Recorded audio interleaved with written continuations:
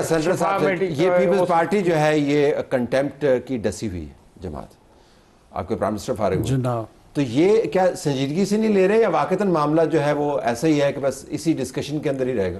طلعت صاحب دو باتیں ہیں. پہلی بات تو یہ ہے کہ چونکہ وکیل بھائی بیٹھے ہوئے ہیں کہ اس میں تو کوئی دوسری رائے ہی نہیں ہے کہ سپریم کورٹ کا سپیسیفک جو آرڈر تھا وہ تھا شفا انٹرنیشنل کے لیے، تو اس سے ڈیویشن ہوئی اور اگر وہ امپلیمنٹ نہیں ہوا اور آگے امپلیمنٹ کرنے والی گورنمنٹ تھی، اگر گورنمنٹ جو ہے وہ یہ کہتی ہے کہ ہمارے لیے سیکیورٹی کے پرابلمز ہیں، ہم وہاں پہ ایک پیشنٹ کو نہیں لے جا کر پہنچ سکتے، تو آن دی کنٹریری اس کی پریزمپشن تو یہ ہوگی کہ ملکی دفاع گورنمنٹ کے ہاتھ ہے، تو ملک اور قوم کو گورنمنٹ جو ہے کہاں پہ جا کے سنبھالے گی، ایک بات. ٹھیک. دوسرا اس کے بعد سلسلہ صورتحال یہ رہ گئی، پنجوتا صاحب نے بھی جو بات کی، مسئلہ یہ ہے کہ یہ جو کنٹیمپٹ ہے یہ اب ہے گورنمنٹ اور سپریم کورٹ کے درمیان، اس میں کوئی پرائیویٹ پارٹی نہیں ہے، ان کے اپنے آرڈر کی جو ہے وہ وائلیشن ہوئی ہے. جہاں تک آپ نے پرانے کنٹیمپٹ کی بات کی تو یہاں پہ سلسلہ یہ ہے کہ سپریم کورٹ کے اندر تین قسم کے میں سمجھتا ہوں کنٹیمپٹ ہیں. ایک تو یہ ہے کہ مشال یوسفزئی صاحبہ جو ہیں ان کی جو ملاقات نہیں ہوئی تھی اس کا کنٹیمپٹ ہے جو کہ 16 سپٹمبر کو لگا ہوا ہے، اور میڈیکل کا چونکہ 18 کو آرڈر ہوا، 18 کے بعد پہلا جو ہے پہلی کنٹیمپٹ کی اپلیکیشن گئی ہے، اور اس اپلیکیشن کے اندر جو 7 لوگوں کو پٹیشنر بنایا گیا ہے، تو اس میں یہ پنجوتا صاحب بتائیں گے کہ جو اڈیالہ جیل ہے وہ کیا فیڈرل گورنمنٹ کے لوگ وہاں ضرور ہیں لیکن اس کو مینیج کون کرتا ہے؟ پنجاب گورنمنٹ کرتی ہے. لیکن پنجاب گورنمنٹ کے اہلکار کو انہوں نے جیل سپرنٹینڈنٹ کو کیا، آئی جی پریزن کو کیا، کیا ہوم سیکرٹری پنجاب کو انہوں نے پارٹی بنایا یا پنجاب کے کسی اور گورنمنٹ کو انہوں نے پارٹی بنایا؟ اس کے علاوہ بھی آپ چھوڑ دیں. بات یہ ہے کہ ایک جب اچھا آرڈر آ جاتا ہے اس وقت جو ہے پی ٹی آئی کہتی ہے جی عدالتیں آزاد ہو گئیں. آپ کی نظر میں انہوں نے کنٹیمپٹ حکومت کی طرف سے ہوئی ہے یا نہیں؟ آپ کی نظر میں جس طرح قانون کا پتہ ہے یس سنو کنٹیمپٹ ہوئی ہے؟ میں کہتا ہوں جی آرڈر کی ڈیویشن ہوئی ہے.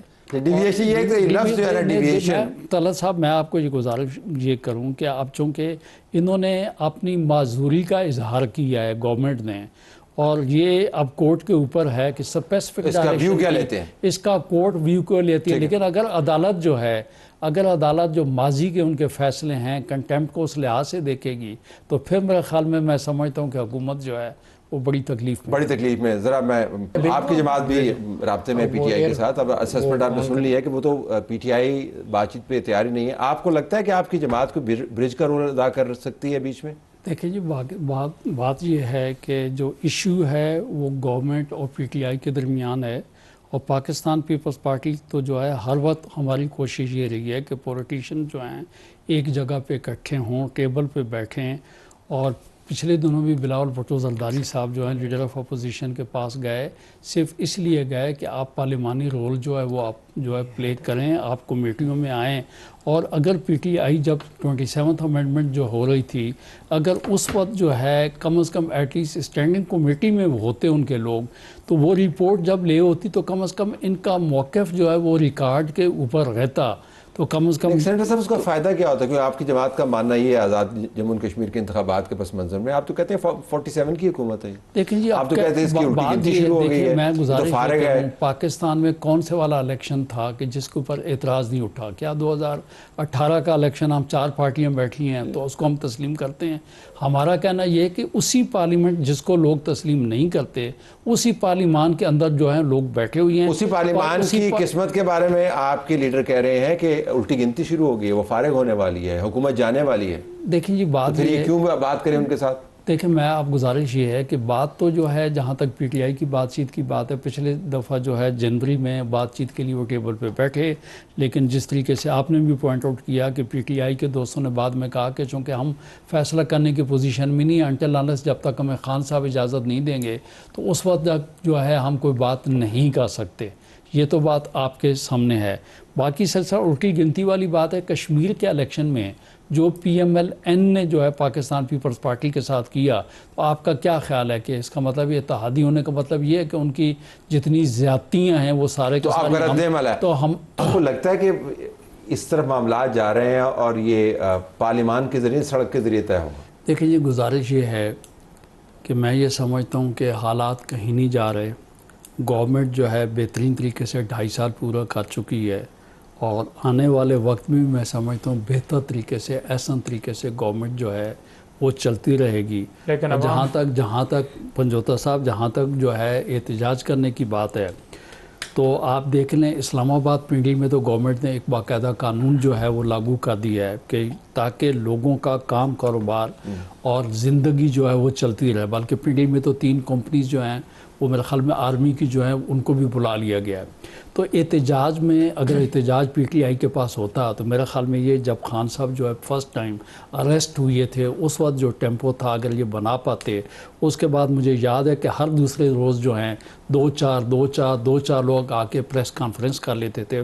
تو PTI میں میرے خیال میں وہ دم خم تو نہیں ہے کہ روڈ کے اوپر نہیں، دم خم نہیں ہے، نظام بڑا سخت ہے. یہ دونوں چیزیں ہو سکتی ہیں، نظام تو بڑا سخت ہے. آپ کا کہنا بجایا. اس کے بعد یہ ہے کہ چونکہ PTI اتنی کمزور ہو چکی کہ ان کے پاس اپنی پارٹی کے اندر کوئی اس قسم کا لیڈر نہیں تھا جس کو لیڈر آف اپوزیشن یہ بناتے.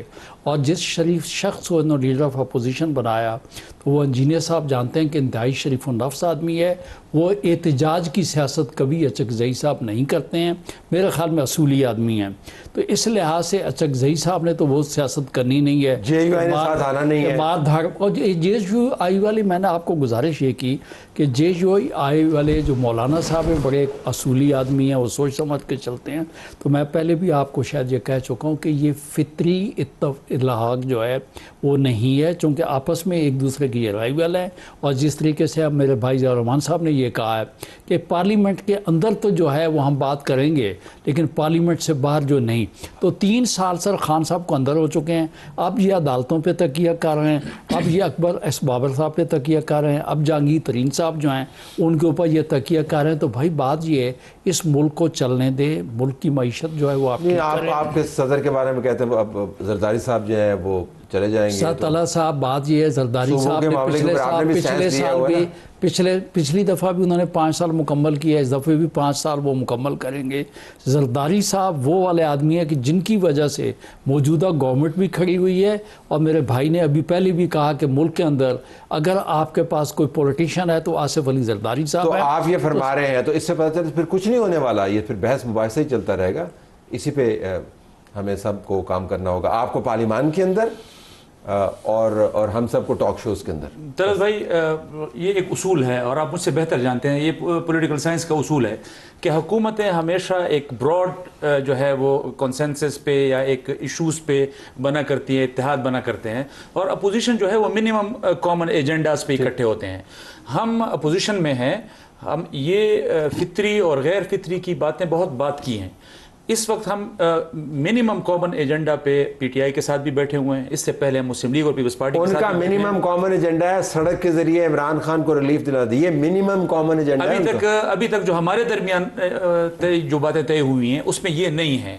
اور ابھی اس میں ہے ہی نہیں، یہ بات نہیں. ابھی یہ ڈسکشن میں آئی گئی جو ابتدائیات جو چیزیں طے ہوئی ہیں وہ میں نے آپ کے سامنے بیان کی ہیں. اور بقول میرے ایک بڑے بھائی طلعت حسین صاحب کے کہ چودھری نظام الدین جب اپنے آپ کو بہت طاقتور دکھانے کی کوشش کرتا ہے تو وہ اندر سے کمزور ہوتا ہے. ہم اگر منیمم کامن ایجنڈے پہ بھی اکٹھے ہوں گے تو چیزیں انشاءاللہ درست سمت کی طرف جائیں گے.